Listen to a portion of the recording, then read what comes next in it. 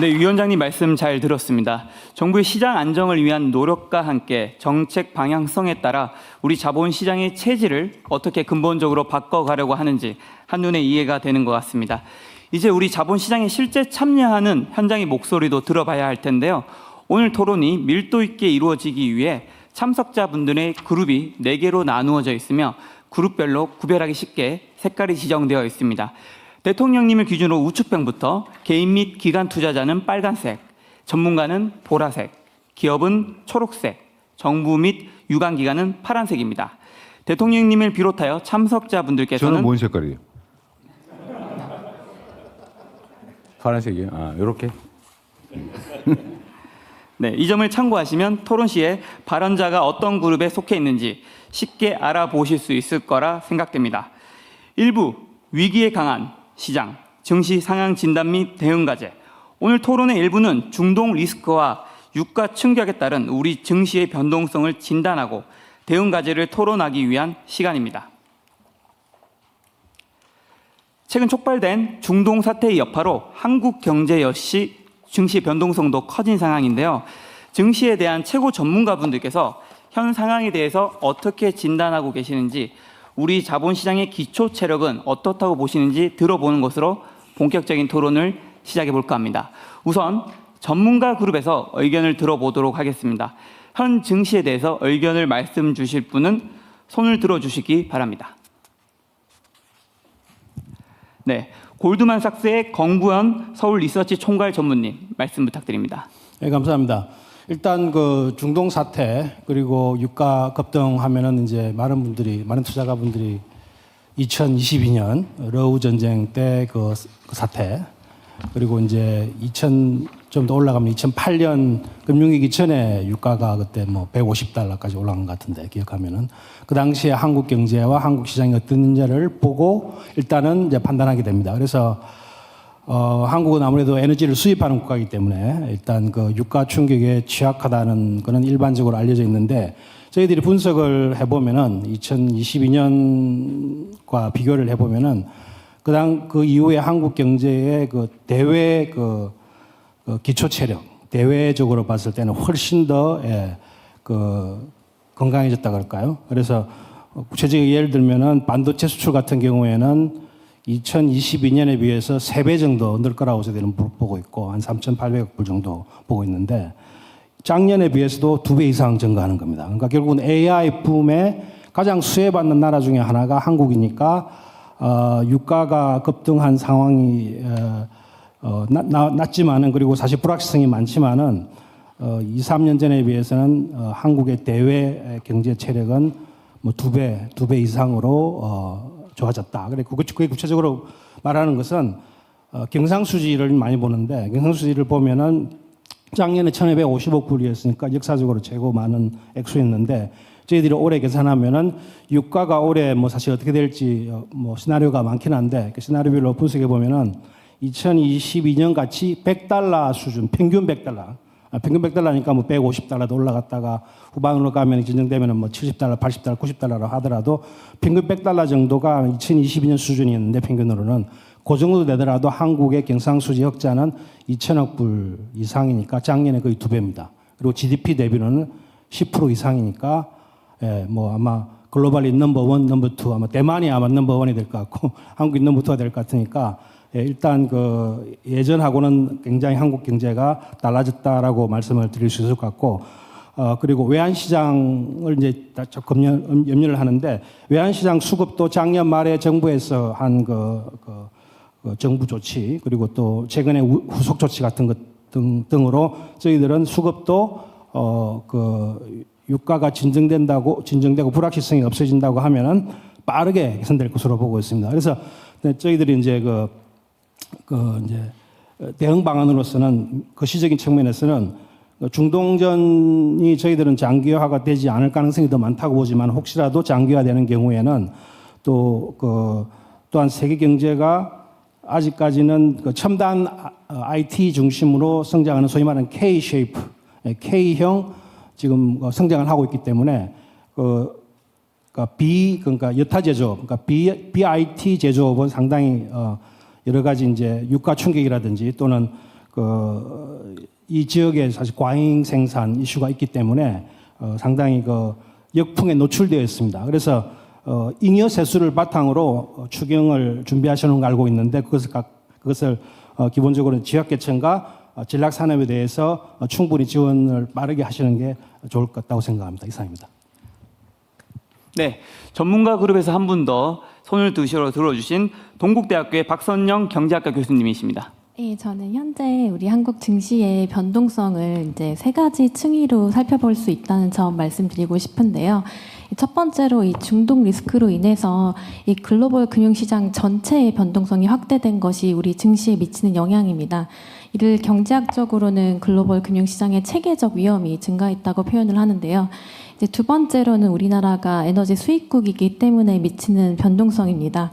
비단 한국뿐만 아니라 일본, 대만도 이 유가에 취약한 거시경제 구조를 갖고 있기 때문에 이것이 지금 현재 변동성으로 나타나는 부분이 두 번째이고요. 이제 마지막이 이제 우리 증시 고유의 변동성 부분입니다. 최근 1년의 자본시장 정책과 우리 기업의 실적 개선 기대감으로 인해서 우리 지수가 빠르게 성장해온 부분이 있고 이것이 자연스럽게 조정 국면에 접어들면서 나타나는 변동성입니다. 주목할 점은 고점 대비 낙폭이 과거 위기시 대비 제한적이고 이 견조한 반등세를 보이고 있기 때문에 우리 자본시장이 굉장히 위기에 강한 모습을 보이고 있다고 평가할 수 있을 것 같습니다. 결론적으로 지금 과도해 보이는 우리는 증시의 변동성이 이 세 가지가 모두 결합되어 나타난 모습이기 때문에 사실 과도하게 우려할 필요는 없다는 판단이고요. 특히나 앞으로 기대되는 자본시장 정책과 우리 기업의 실적 개선이라는 두 가지 펀더멘탈이 모두 작용하는 선순환이 나타나고 있기 때문에 앞으로 우리 자본시장의 기초 체력은 과거보다 분명히 견조해졌다는 점 말씀드리면서 제 발언 마무리하도록 하겠습니다. 네, 말씀 감사합니다. 지표나 통계상의 수치로 상황을 점검하는 것도 중요하지만 또 1,400만 개인 투자자분들이 느끼는 실질적인 체감을 알아보는 것 또한 중요할 것 같은데요. 투자자 그룹에서 의견 말씀해 주실 분 있으면 손을 들어주시기 바랍니다. 네, 투자자 그룹에서 아무도 안 계실까요? 말할 사람이 없나 보네. 아, 네, 바로 옆에 이제 개인 투자자 장동민님 감사합니다. 네, 아마 지금 전 국민을 대표해서 제가 있지 않나라고 생각이 듭니다. 왜냐하면 여기 너무나도 다들 저 전문가 분들이시고 고견을 갖고 계신데 저는 이제 국민의 한 사람으로서 또 개인 투자자의 한 사람으로서 이 전문가분들 혹은 또 정부가 이야기하는 것들에 대한 믿음의 영역이 중요하지 않나라고 생각이 듭니다. 물론 이제 이재명 정부 처음에 코스피 5천 시대를 열겠다라고 했을 때 반신반의하는 사람들이 굉장히 많았죠. 물론 이제 저 역시도 너무나도 땅을 치고 후회하는 게 저희 아내한테도 요거 한번 지켜봐야 될 것 같아라고 해서 원망을 많이 사고 있는데 지금 현재로 보면은 사실 그렇습니다. 많은 이제 소위 말하는 개미 투자자들, 개인 투자자들이 내가 사면 떨어지는 것 같고 내가 팔면 오르는 것 같고라는 생각들을 많이 하고 있거든요. 근데 방금 전문가분들도 말씀을 하셨지만 우리나라 이제 자본시장이 견고하다, 불안해하지 않아도 된다라는 말씀을 많이 하셨는데 사실 저희 같은 사람들은 가짜 뉴스에 굉장히 휘둘리는 경향들이 많습니다. 그래서 이 뉴스들, 가짜 뉴스 혹은 진짜 뉴스들에 대한 믿음의 영역이 어디까지 우리가 믿어야 되는지, 그리고 그 안전책들은 어떤 것들이 있는지에 대한 게 굉장히 이제 개인 투자자들은 알 수 있는 길들이 그냥 집에서 혼자 휴대폰으로 채널 보다가 유튜브 보다가 이렇게 이렇대라고 하는 경우들이 굉장히 많거든요. 그래서 정부 차원에서도 그래서 전문가 차원에서도 그 믿음의 영역을 줄 수 있고 앞으로의 우리 자본시장은 이렇게 나아갈 거다라는 것들이 조금 더 믿음의 영역이 좀 강해졌으면 하는 바람입니다. 네, 말씀 잘 들었습니다. 대외적인 위기 상황도 그렇지만 또 우리 투자자들을 더 힘들게 하는 건 누군가 이 혼란을 틈타 부당한 이득을 챙기고 있다는 얼굴심이 아닐까 싶습니다. 시장이 흔들릴 때마다 근거 없는 가짜 뉴스가 퍼지고 보이지 않는 손이 시세를 조종하며 개미 투자자들을 벼랑 끝으로 내몬다는 우려가 있습니다. 그래서 대통령님께서는 취임 직후부터 이 문제를 뿌리 뽑기 위해서 주가 조작, 패가 망신한 강력한 의지를 밝혀오셨고 그 결과 탄생한 것이 바로 오늘 이 자리에 계신 주가 조작 근절 합동 대응단입니다. 지금처럼 불확실성이 큰 시기에 투자자들을 기만하려는 세력을 어떻게 감시하고 계시는지, 주가 조작에 어떻게 대응해 나갈 것인지 합동 대응단에서 두 분이 나오셨는데요. 그 단호한 실행 계획을 말씀 부탁드립니다. 두 분 중 어느 분이 발언하실 건가요? 네. 주가 조작 합동 대응단장의 황선호 단장님이십니다. 네, 안녕하십니까. 주가 조작 근절 합동 대응단 단장 황선호입니다. 아까 대통령님께서 모든 말씀에서도 대한민국 디스카운트 4대 요인 중에 하나로 주가 조작을 지목하기도 하셨는데요. 저희 합동 대응단은 이러한 주가 조작을 확실하게 근절하기 위해서 작년 7월 30일에 금융위 금감원 거래소의 조사 기능을 결합해서 출범하게 되었습니다.